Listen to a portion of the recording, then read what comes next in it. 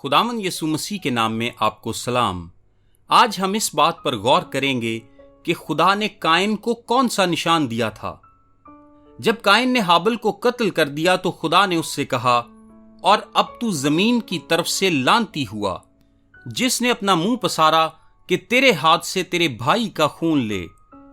جب تو زمین کو جوتے گا تو وہ اب تجھے اپنی پیداوار نہ دے گی، اور زمین پر تو خانہ خراب اور آوارہ ہوگا۔ پیدائش 4:11-12 آیت۔ جس کے جواب میں قائن شدت غم سے چلا اٹھا۔ تب قائن نے خداوند سے کہا کہ میری سزا برداشت سے باہر ہے۔ دیکھ، آج تو نے مجھے روئے زمین سے نکال دیا ہے، اور میں تیرے حضور سے روپوش ہو جاؤں گا، اور زمین پر خانہ خراب اور آوارہ رہوں گا، اور ایسا ہوگا کہ جو کوئی مجھے پائے گا قتل کر ڈالے گا۔ پیدائش 4:13-14 آیت۔ جس کے جواب میں خدا نے کہا، تب خداوند نے اسے کہا، نہیں، بلکہ جو قائن کو قتل کرے اس سے 7 گنا بدلہ لیا جائے گا۔ اور خداوند نے قائن کے لیے ایک نشان ٹھہرایا کہ کوئی اسے پا کر مار نہ ڈالے۔ پیدائش 4:15 آیت۔ قائن کے لیے ٹھہرایا گیا نشان کیا تھا؟ اس کے بارے میں کافی بحث و مباحثہ اور کیا سرائیاں کی جاتی ہیں، تاہم یہ بات یقینی طور پر کوئی بھی نہیں جانتا کہ یہ نشان کیا تھا۔ جس عبرانی لفظ کا ترجمہ نشان کیا جاتا ہے، اس سے مراد نشان، علامت یا یادگار ہے۔ عبرانی صحیفوں میں یہ لفظ 79 دفعہ استعمال ہوا ہے، جس کا ترجمہ زیادہ تر نشان کے طور پر ہی کیا جاتا ہے۔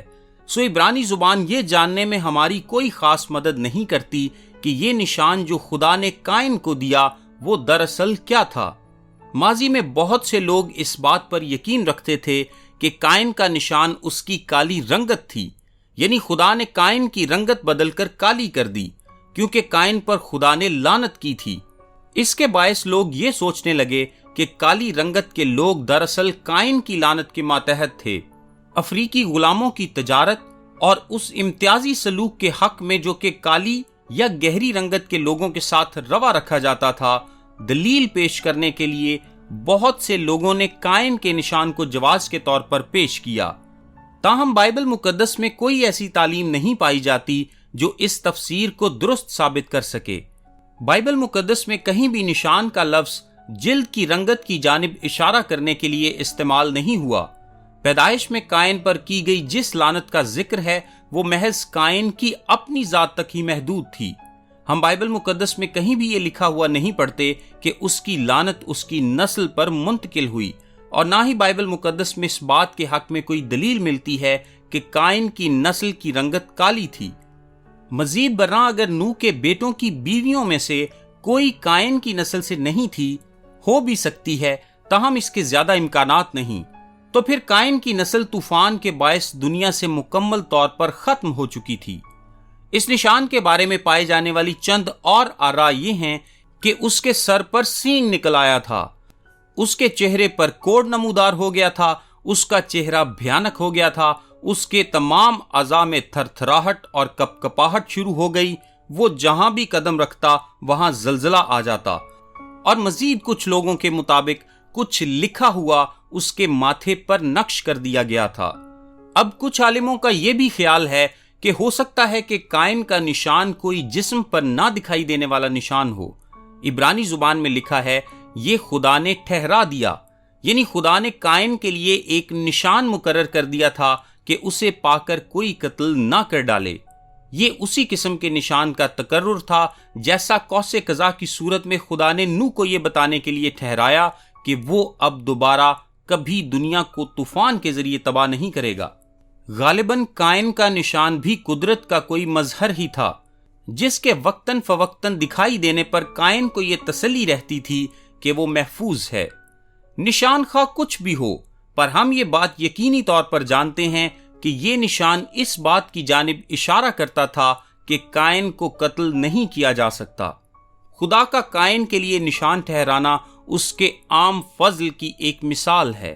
جو قائن کو قتل کرے گا اس سے 7 گنا بدلہ لیا جائے گا۔ 7 کاملیت کا عدد ہے، سو 7 گنا بدلہ سے مراد ہے کامل انتقام۔ خدا نے قائن کے لیے یہ نشان اس واسطے ٹھہرایا تاکہ وہ اس بات کو یقینی بنا سکے کہ لوگ قائن جیسے مجرموں کے ساتھ نمٹنے کے لیے ذاتی انتقام کی جانب مائل نہ ہوں۔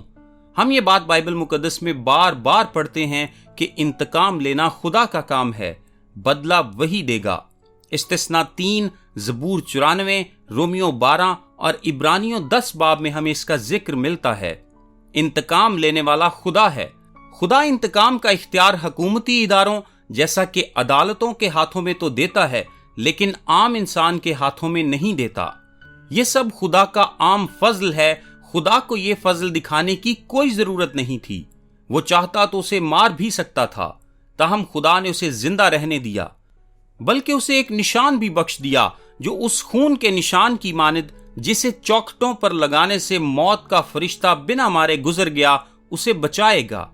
خدا نے قائن پر جو نشان بھی لگایا، ہو سکتا ہے کہ وہ واضح طور پر دکھائی دینے والا نشان ہو، تاکہ ہر دیکھنے والا جان لے کہ یہ خدا کا نشان ہے، اور اگر کوئی قائن کو مارے گا تو اس سے انتقام خدا لے گا۔ قائن سے خدا کے اس سلوک کی وضاحت فضل کے علاوہ اور کچھ بھی نہیں ہو سکتی، کیونکہ خدا ایک شریر اور بدمعاش شخص کے ساتھ مہربانی سے پیش آ رہا تھا۔ اب سوال یہ پیدا ہوتا ہے کہ خدا ایک گنہگار شخص کے ساتھ مہربانی سے پیش کیوں آ رہا تھا؟ اس کا جواب ہمیں رومیو 2 باب 4 تا 5 آیت میں ملتا ہے، جہاں لکھا ہے کہ خدا کا تحمل اور صبر توبہ کی طرف مائل کرتا ہے۔ خدا نے پہلے بھی قائن سے کہا تھا کہ وہ بھلائی کا انتخاب کرے۔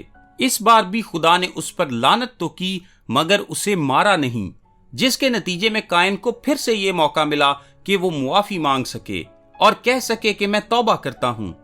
اگر تو مجھے زندہ رکھنے کو تیار ہے تو میں توبہ کرتا ہوں۔ تاہم قائن نے ایسا نہیں کیا، سو خدا نے اس سے کہا میں تجھے ایک نشان دوں گا جسے دیکھ کر کوئی بھی تیری جان نہیں لے گا، بلکہ وہ نشان اس بات کی علامت ہوگا کہ میں خود تیرا محافظ ہوں۔ یوں ایک شریر شخص کی حفاظت کرنا خدا کے فضل کو ظاہر کرتا ہے۔ یہ وہی فضل ہے جو خدا آج بھی ہر ایک بے دین، بے ایمان اور شریر انسان کو پیش کرتا ہے، اور اس کا مقصد یہ ہے کہ انسانوں کو توبہ کی طرف مائل کیا جا سکے، جیسا کہ رومیو 2 باب 4 تا 5 آیت میں لکھا ہے۔ تاہم قائن کی زندگی میں خدا کے اس عام فضل کے لیے قطعاً شکر گزاری کا رویہ نظر نہیں آتا، بالکل اسی طرح جیسے آج بھی بہت سے لوگوں کی زندگیوں میں خدا کے عام فضل کے لیے کوئی شکر گزاری نظر نہیں آتی۔ میرا نام تابش قاضی ہے اور یہ پیغام آپ کو ڈیلی ورسز کی جانب سے پیش کیا گیا ہے۔ ہم سوموار سے جمعہ یعنی ہفتے میں 5 دن انگلش، اردو اور آڈیو میں ایسے پیغامات واٹس ایپ سروس کے ذریعے بھیجتے ہیں۔